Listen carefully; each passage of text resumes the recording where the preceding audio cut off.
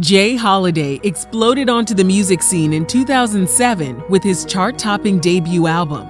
Describing his style of music as street soul, the Washington, D.C. native received NAACP, BET, and Grammy Award nominations. With some of the most talented producers and writers in his corner, we assumed he would stay at the top of the charts forever. Sadly, that wasn't the case. Here's what really happened to his career.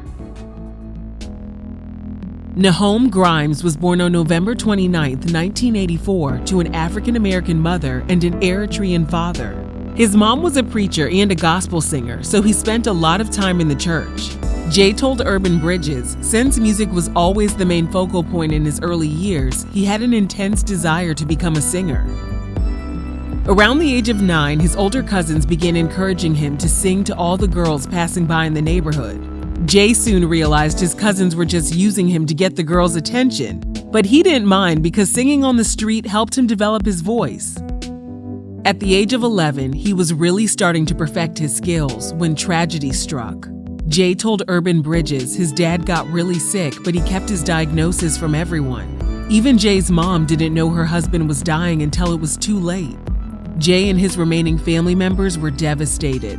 In an interview with BET, he blamed his dad for his mom's struggles as a single parent. He started hanging out in the streets, but the fear of disappointing his mom kept him on the straight path. And besides, he never had enough time to settle down in one place and make a lot of friends. His family bounced around and he attended 3 different high schools. During his teenage years, he discovered a few songs and really fell in love with them. He finally realized the songs were all by the same artist, Marvin Gaye. That discovery led Jay down a path to other great musicians, including Donny Hathaway and Al Green. He knew he had officially found his calling. He formed a trio called 295, and they began performing throughout DC and Maryland.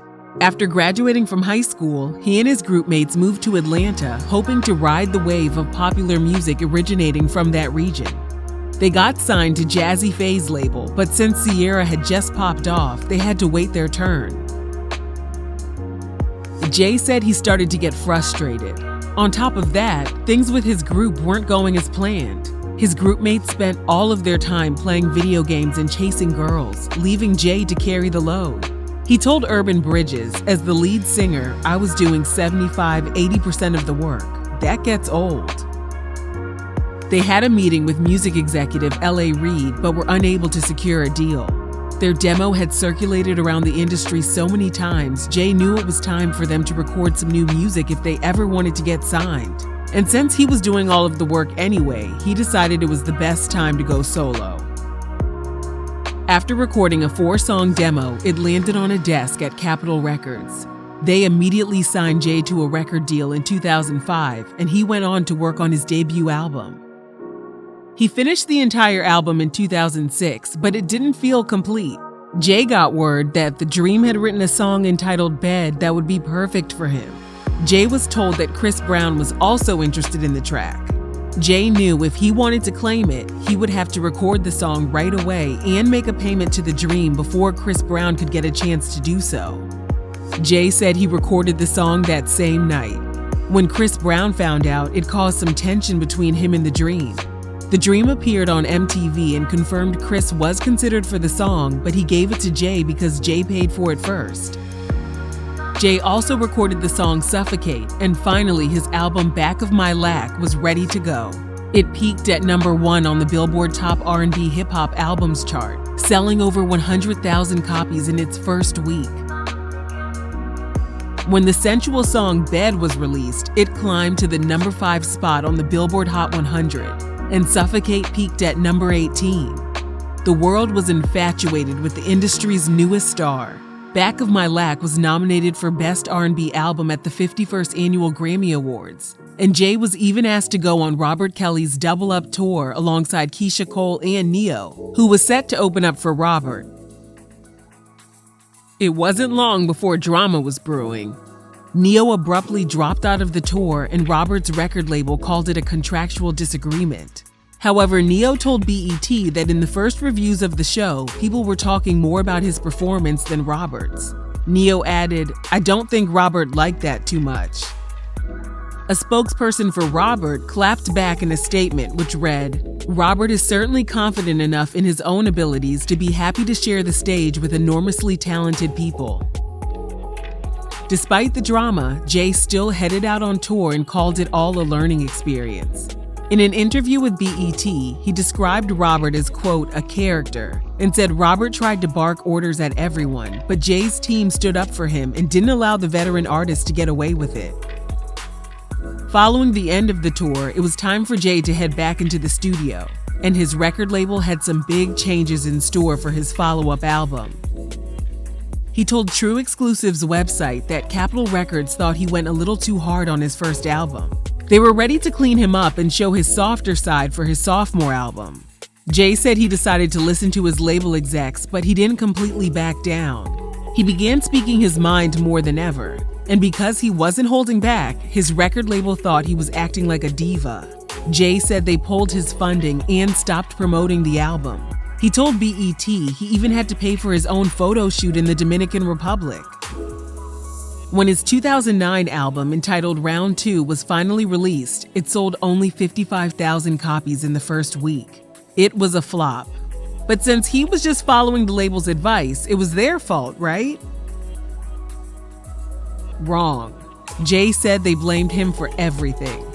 When it came time to release his third album, Capitol Records decided to play hardball. He told True Exclusive's website that becoming a singer was never about the money.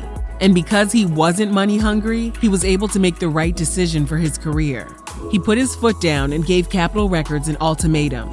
Either release his album and give him his advance money, or release him from his contract. Capitol Records decided to let him go. Jay walked away and never looked back. He signed with Def Jam in 2010, but after 2 years, he left the label. Jay told You Know I Got Soul website, "Some situations just aren't good situations. I just had to get out of there." He released a 2011 mixtape and a single in 2012 called Sign My Name, but things just weren't right for him on a professional level. So he decided to take a break. A very long break.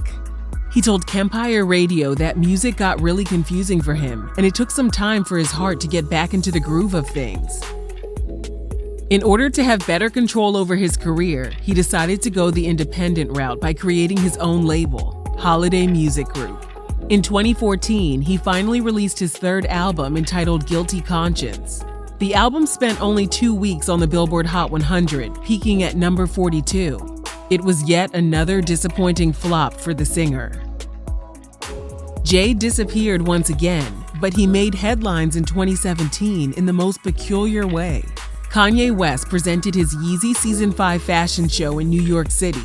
And while Kanye's models walked down the runway, The Dream's demo version of the song Bed played in the background as the runway show's official soundtrack. Why did Kanye choose to use The Dream's rough version instead of Jay's version that topped the charts? No one knew, not even Jay. It appeared to be the ultimate diss. Jay told Complex he was confused by the snub, but he was taking it all in stride.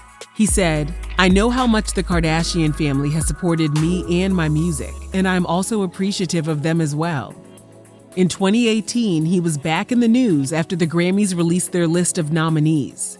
Jay was ticked off by a lot of things, including the lack of black men nominated for awards.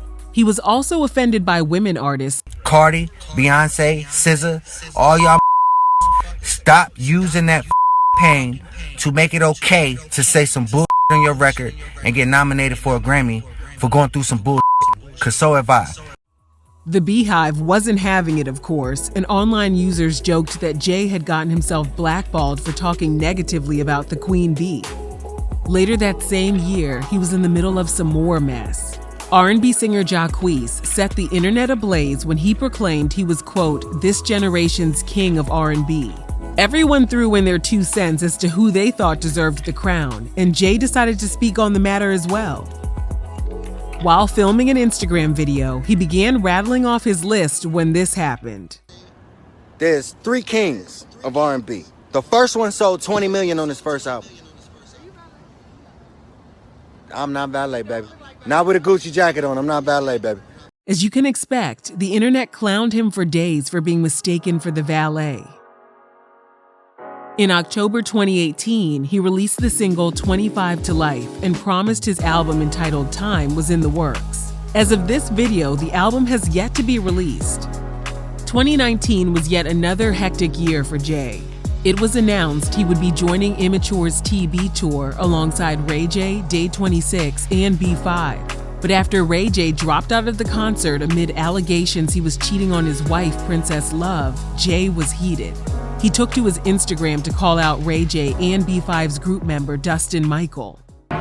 Ray J and B5 and Johnny, Devin, Devon, whatever your name is, start reaching out for people. Thinking ain't gonna hear about it, because you're gonna have to cross our path, bro. Dustin clapped back in a message of his own. You can pull up.